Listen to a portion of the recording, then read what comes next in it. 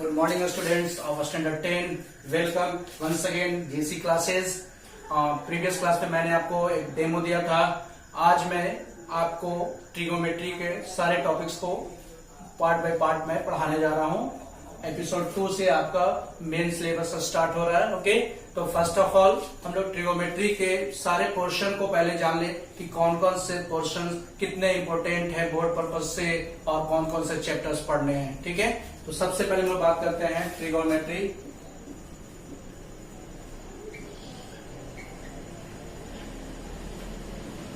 पहले बात करते हैं ट्रिगोमेट्री है क्या. Okay, trigonometry comes from Greek word. It is a completely Greek word. This means trigonon plus metron. Okay, trigonon means triangle plus metron means measurement, measure. Okay, that means the measurement of triangle is called trigonometry. Okay, तो देखते हैं हम लोग trigonometry में कौन कौन सा syllabus आपको पढ़ना है. फर्स्ट चैप्टर पढ़ने हैं T ratio, that means trigonometric ratio, T ratios. Second chapter पढ़ने हैं T ratios of some specific angles.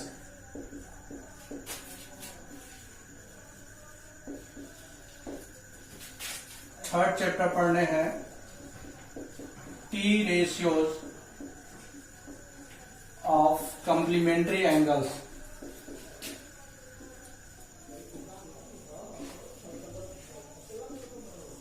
Okay, fourth chapter सबसे इंपॉर्टेंट चैप्टर है trigonometric identities.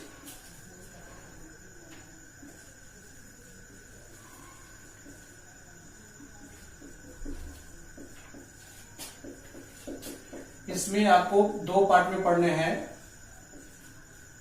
Part A and part B. Okay, last chapter पढ़ने हैं height and distance, height and distance. Okay, that means trigonometry में आपको total board के purpose से देखा जाए तो 5 चैप्टर्स पढ़ने हैं, जिसमें से आपको ये फोर्थ चैप्टर जो है टर्म 1 के सिलेबस में है और ये टर्म 2 के सिलेबस में है. तो मैं आपको पार्ट बाय पार्ट स्टार्टिंग से चलूंगा. तो आज हम लोग पढ़ेंगे टी रेशियोज के बारे में. ये आपका टोटल सिलेबस है. ठीक है, पहले हम लोग देख ले किससे कितने मार्क्स के बोर्ड में क्वेश्चन पूछे जाते हैं. इससे 1 क्वेश्चन कंपलसरी है, 4 मार्क्स के लॉन्ग क्वेश्चन में पूछे जाएंगे. 1 क्वेश्चन कंपलसरी है इस चैप्टर से. इस चैप्टर को मिस नहीं करेंगे, अच्छे से पढ़ेंगे. एक क्वेश्चन इससे श्योर आने हैं 4 मार्क्स के. इससे 3 to 4 मार्क्स के पूछे जा सकते हैं. ज्यादातर इससे 4 मार्क्स के पूछे जाते हैं. अगर पार्ट बी से क्वेश्चन पूछे गए तो वो 4 मार्क्स के होंगे, और अगर पार्ट ए से पूछे गए तो वो 3 मार्क्स के होंगे. ओके, इन दोनों में से कोई एक ही क्वेश्चन पूछा जाएगा, वो या तो 2 और 3 मार्क्स के हो सकते हैं. ठीक है, चैप्टर 1 और 2, 3 तीनों को मिलाकर देखा जाए, तीनों को एक साथ मैं मर्ज कर देता हूं. 3 + 2 मार्क्स के पूछे जाएंगे. दैट मीन्स 5 मार्क्स के इन 3 चैप्टर से पूछे जाएंगे. ओके, फर्स्ट सेकेंड थर्ड से टोटल 5 मार्क्स के क्वेश्चंस होंगे. फोर्थ चैप्टर से आपको मैक्सिमम 4 मार्क्स के होंगे, और हाइट एंड डिस्टेंस से 1 क्वेश्चन कंपलसरी है, वो 4 मार्क्स होंगे. तो टोटल अगर देखा जाए मिनिमम मार्क्स भी मैं बात कर लूं, 4, 3, 7, 5, 12 मार्क्स के क्वेश्चंस मिनिमम. इससे ज्यादा भी पूछे जा सकते हैं. 12 to 15 मार्क्स के ट्रिगोमेट्रिक पोर्शन से पूछे जाएंगे बोर्ड में क्वेश्चन. इसलिए ये पोर्शन ट्रिगोमेट्रिक पोर्शन बहुत इंपॉर्टेंट है आपके लिए. So don't miss the class of trigonometry. Today I will start first chapter T ratios. Okay, तो आप लोग देखें टी रेशियोज क्या है.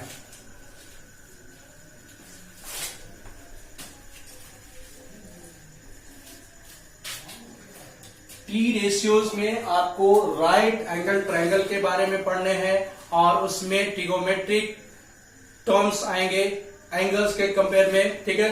तो उसमें टी रेशियोज में there are 6 T ratios in this topic. First one is sine, second is cos, third is tan, fourth is cot, fifth sec and cosec. आप इसी तरह से सीरियली वे में याद करेंगे. Sine, cos, tan, cot, sec, cosec. क्यों ऐसा करेंगे उसके फायदे में बताने जा रहा हूं.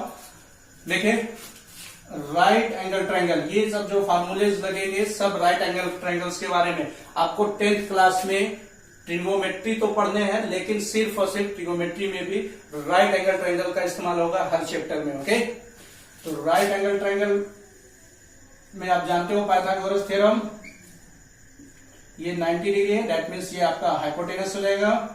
अगर आप एंगल इधर लेते हो, एंगल को रिप्रेजेंट करते हैं थीटा से, साई से, कुछ भी आप रिप्रेजेंट करते हो एक से, ठीक है, आप किसी चीज से भी रिप्रेजेंट कर सकते हो. This is theta.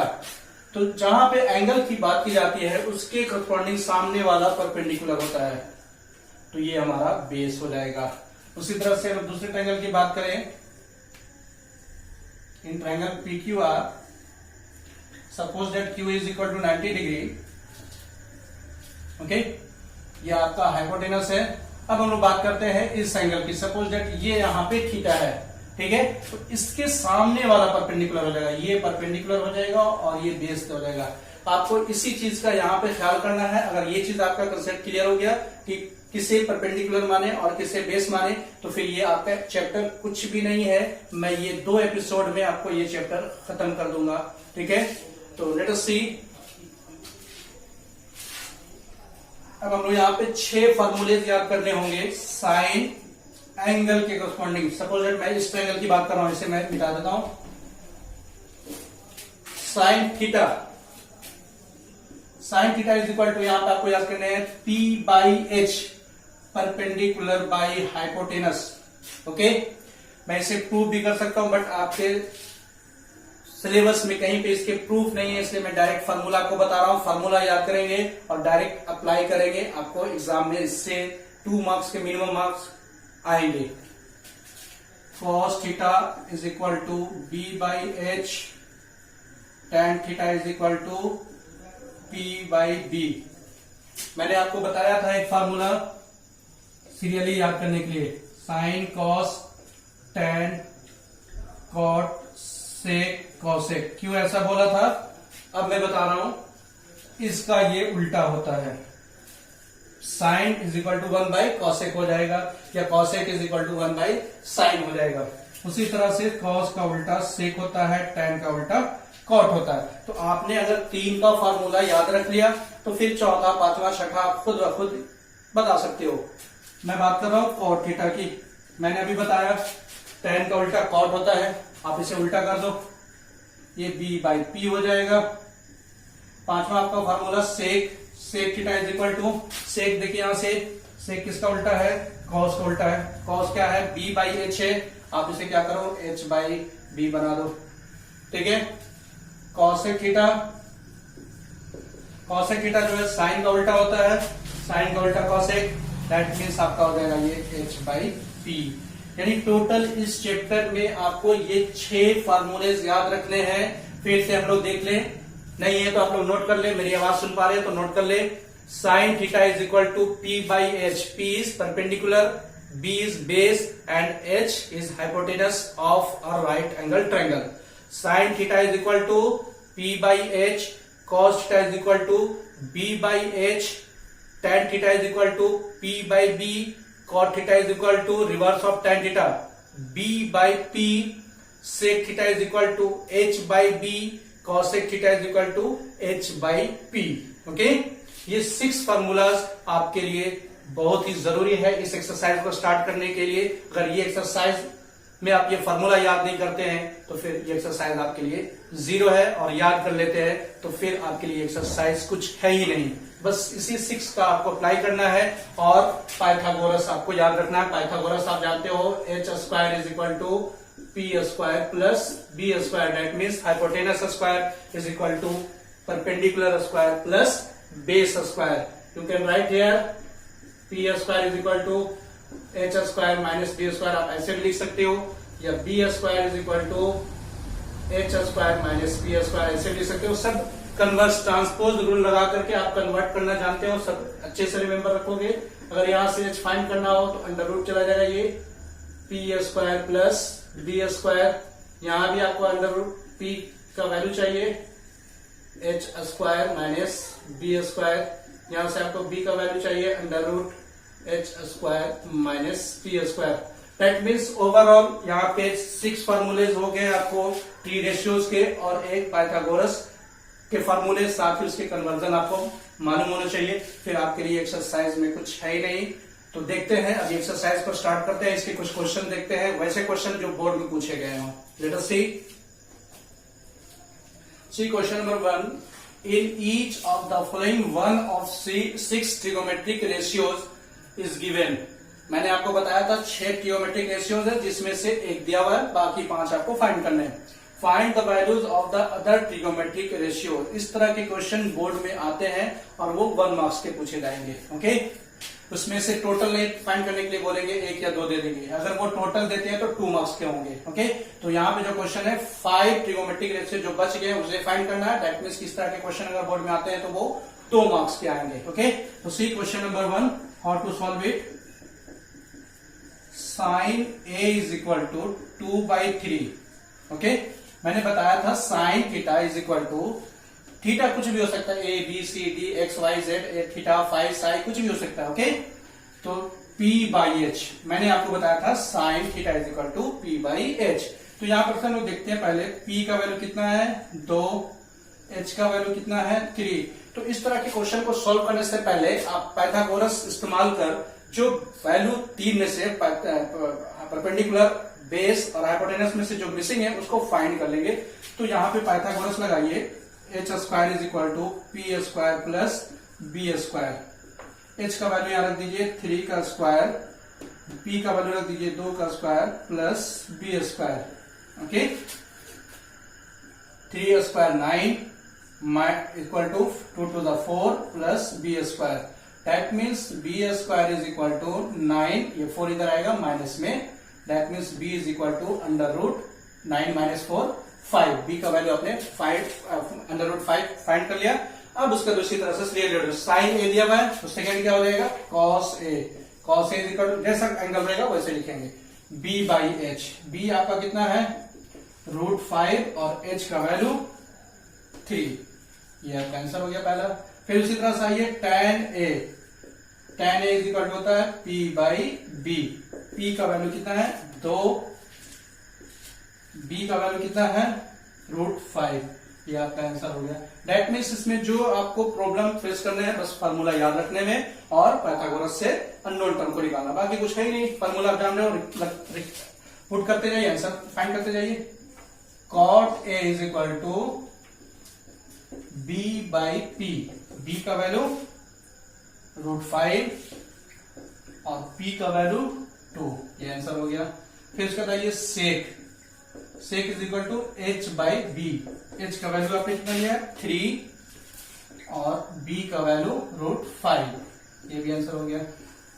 Cosec a h by p। h का वैल्यू 3 और p का वैल्यू 2।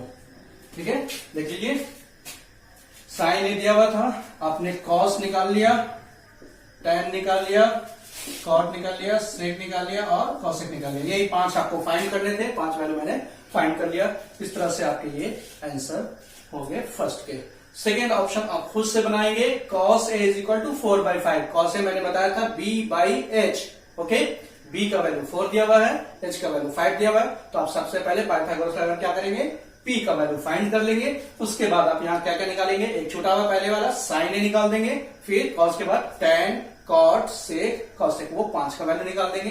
तो इस तरह से क्वेश्चन अगर बोर्ड में आते हैं तो आप इजिली 2 मार्क्स गेन कर लेते हैं। अब इसी क्वेश्चन को बोर्ड में कैसे और पूछ सकते हैं, सेम क्वेश्चन दिए होंगे, सिर्फ बोल देंगे sine A is equal to 2/3, find the value of cos A. आप क्या करेंगे, साइन ए का वैल्यू p बाई एच से p 2/3 h3 निकाल दिया, पाइथागोरस लगाएंगे, इससे आप b का वैल्यू फाइंड कर लेंगे। सिर्फ पूछा गया है cos A, cos A is equal to क्या हो जाएगा b बाई एच, सिर्फ इतना ही कुछ छोड़कर आंसर दे देंगे। तो इस तरह के क्वेश्चन 1 मार्क्स में होंगे। दैट मीन्स कि आपका इसमें काम आसान कर दिया गया, टोटल 5 ट्रिगोमेट्रिक आइडेंटिटीज ना निकाल के सिर्फ एक पूछा गया है, ठीक है। तो इस तरह के क्वेश्चन अगर देंगे तो वो 1 मार्क्स के होंगे। क्लियर? नाउ देखते हैं दूसरे क्वेश्चन कैसे पूछे जाते हैं बोर्ड में। See here, if cosec A is equal to under root 10 find tan A। मैंने इसी तरह का प्रॉब्लम पिछले क्वेश्चन नंबर 1 का है, सेम वही है, सिर्फ आपको यहाँ पे क्वेश्चन ट्विस्ट कर दिया गया है थोड़ा कंफ्यूजन पैदा करने के लिए। यहाँ पे देखिए cosec A दिया हुआ है, cosec A is equal to root 10 और cosec theta is equal to क्या जानते हो h बाई p।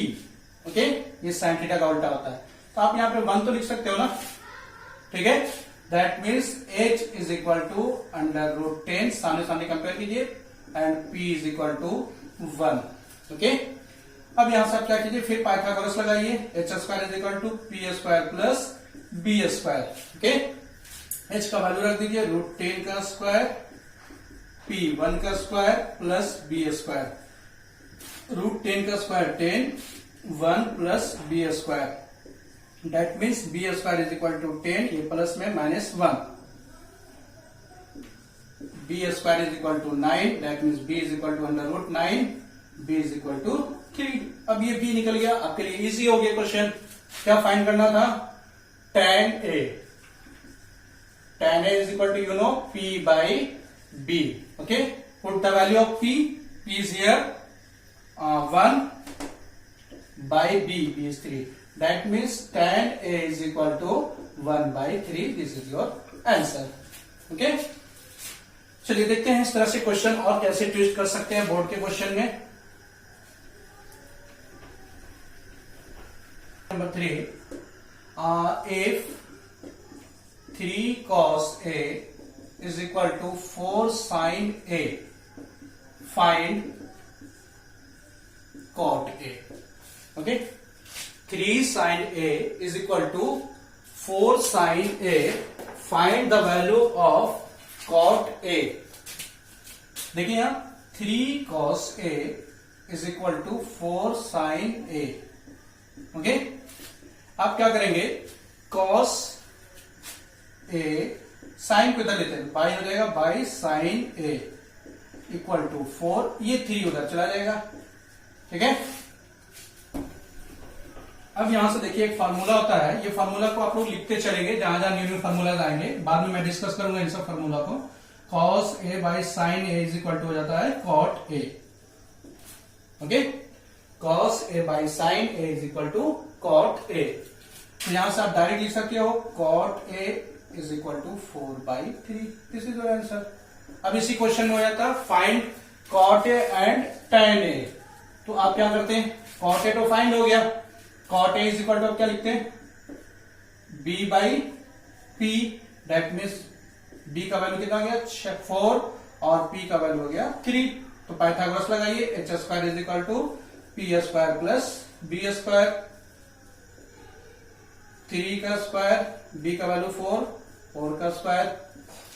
ओके, तो h square is equal to 3 का स्क्वायर 9, 4 का स्क्वायर 16। तो h is equal to under root, square हो जाएगा रूट में 25, 16 plus 9 25, h is equal to 5। Clear है? उसके बाद ये क्या फाइंड करना था, tan A। tan A is equal to p by b, ठीक है। p का वैल्यू कितना आपका है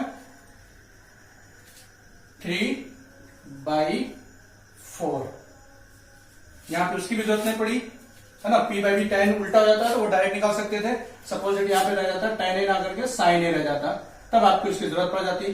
तो sin A is equal to p by h, 3 by h का वैल्यू 5, या कैंसिल हो जाता, ठीक है। tan A में h की जरूरत नहीं पड़ेगी, tan theta is equal to p by b होता है, तो आप इसी से उल्टा करके आप निकाल ले सकते थे, है ना।